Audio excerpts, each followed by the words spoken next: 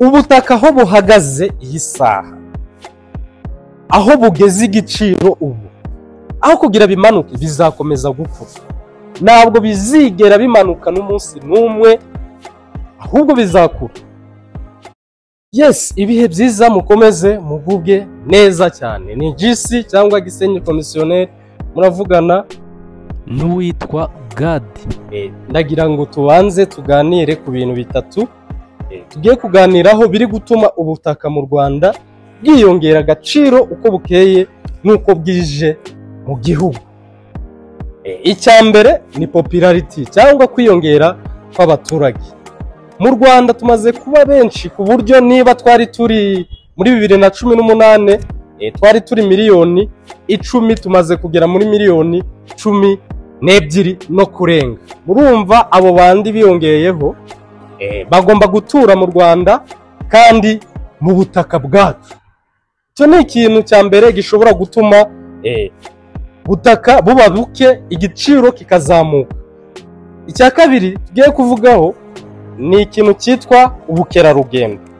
U Rwanda rwashoye mu bukerarugendo amafaranga, ndetse rwakoze ibishoboka byose ngo ruteze imbere ubukerarugendo. Niyo mpamvu mu Rwanda hose ubu u Rwanda rufite ubukungu bushingiye ku bukerarugendo. Twatanga urugero mu byaro, nk'ibyaro bya Kinigi byose, biriya byaro nta cyaro kidafite igikorwa cyasurwa na ba mukerarugendo mu Kinigi. Icyo ni ikintu u Rwanda rushobora kuba rurusha ibindi bihugu ku buryo rushobora kwinjiza amadovize menshi cyane ashingiye ku bukerarugendo. Ibikorwa remezo rero by'akisesinga kubwo bukerarugendo bishobora kugaragara kubera iki? Umukerarugendo ntabwo yaza mu gihugu anyuze mu gihuru, ahubwo icyo gihuru cyatunganwa ba mukerarugendo bakazagisora, ariko hagezeho imihanda. Amahoteli rero nayo ni kimwe mu bintu bishobora gukurura ba mukerarugendo. Hirya no hino mu gihugu tumaze kugira amahoteli meza ashobora gukavaringa ba mukerarugendo mu gihe baje mu gihugu. Rero urumva ko ibikorwa bituriye ayo mahoteli bishobora gutuma ba mukerarugendo baza gusura aho hantu. Ikindi twavuga ku bukerarugendo, amashyamba. Dufite amashyamba meza ari gutunganywa. Urugero nk'iri shyamba rya Mukura ritunganyijwe vuba kandi naryo ritangiye kugendwa cyane na ba mukerarugendo kubera attraction zirimo. Hari ikindi twavuga, ikintu cyitwa ishoramari. Ishoramari ni kimwe kiri gutuma ubutaka buhenda mu Rwanda, kandi koko birumvikana. Niba ahantu twari dufite ku kiyaga twagurisha miliyoni 10, mu minsi iraza cyangwa mu minsi ishize haragurwaga ayo mafaranga, nyuma y'imyaka 10 yindi yiyongera kuri iyo myaka 10, twahaguze miliyoni 10, hashobora kuba hikubye inshuro 8. Tekereza icyo kintu. Na 18 kugeza ubu 2025 hari kwiyongera ubyikube bwa gatatu. Tekereza icyo kintu, kuko araza akagura gasozi kose. Ntabwo bakamwima, abaturage ntabwo bakimana babona bari kubaha amafaranga kandi bashobora kuba bashonje. Icyo nacyo ni kimwe cyatuma bagurisha, kuko umuntu agurisha kugira ngo abeho neza, ntabwo bamutunga amafaranga ngo akwime ahantu.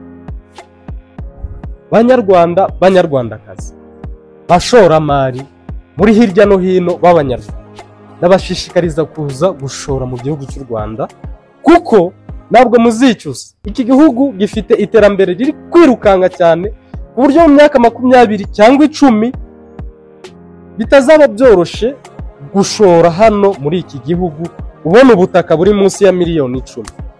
Niyo mpamvu nshishikariza aba diaspora nyarwanda bose bari hanze y'igihugu kuza kugura ubutaka mu Rwanda bigishoboka.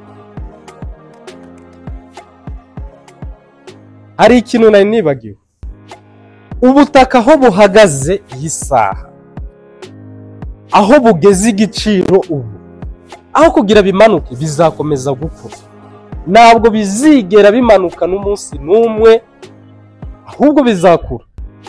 tekereza kabiri uze wishorere hano mu gihugu cyacu, kuko ahantu hari amahoro ntabwo wabura kuhashora. Politike dufite iduha amahoro ku buryo nta muntu utemerewe gutura mu Rwanda, haba umunyamahanga haba uwagiye hanze akaza gushora mu Rwanda tumwakirana yombi. Muduhamagare kuri 078 300 Iyi video tuyikoreye ahitwa Igisenyi ku mazi tariki 7 z'ukwezi kwa 12 2025. Murabona aha hose, iyi view yose mubona hano hose twababonera ahantu mutura mu buryo bwo gukodesha cyangwa se kugura. Murabona umujyi wa Gisenyi kuntu usigaye uteye neza, murabona bya bindi byo kuvuga ngo duhumeke neza dutura ahantu heza twabigezeho muri Gisenyi. Buri nzu iriho igiti, bya biti bikunda kwa accessinga mu kibanza ntihagire ibyo byangiza. Murabibona cyane Gisenyi ubu ni icyatsi kabisa, murabona ukuntu hasa. Wino uhashore, zana amafaranga ufite ugure inzu hano muri Gisenyi wifashijwemo na Gisenyi komisiyoneri. Ewana ku biciro byiza twakubonera aho utura muri uyu mujyi ndetse no mu nkengero. Ibihe byiza, turabakunda cyane. Naho ubutaha dukomeza iyi episode tugiye kujya tugerageza ducangemo ibiganiro, maze nimujya muza kugura mujye mumenya ibyo murimo naho isi igeze munsi ya Gisenyi. Reka tubivuguke. Ibihe byiza, turabakunda cyane.